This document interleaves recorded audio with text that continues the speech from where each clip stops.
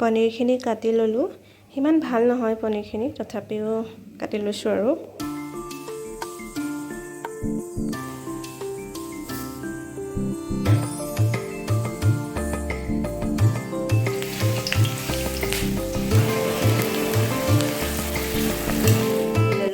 তাৰপিছত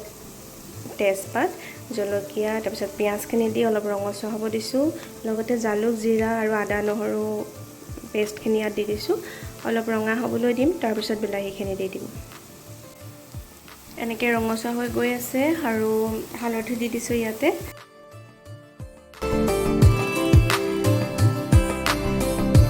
এইখিনি মই এনেকৈ মিক্সাৰত পেষ্ট কৰি ল'লোঁ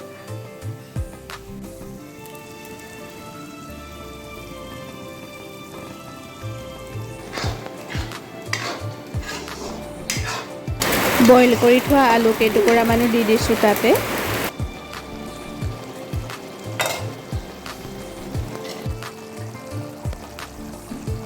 পনীৰখিনি মই অকণমান ফ্ৰাই কৰি লৈছোঁ ফ্ৰাই নকৰাকৈও দিব পাৰি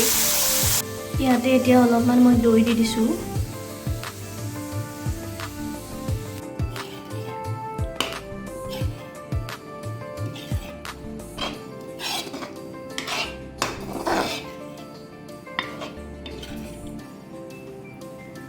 ইয়াত এতিয়া যিখিনি বিলাহী পেষ্টখিনি ভাজি আছিলোঁ মছলাৰ লগত তাত অলপমান দৈ দি দিলোঁ দৈ দিয়াৰ পিছত এতিয়া পানী দি পনীৰখিনি দি দিছোঁ আৰু ভালকৈ উতল আহিব দিম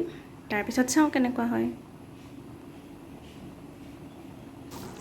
পনীৰখিনি ৰেডি হৈ গৈছে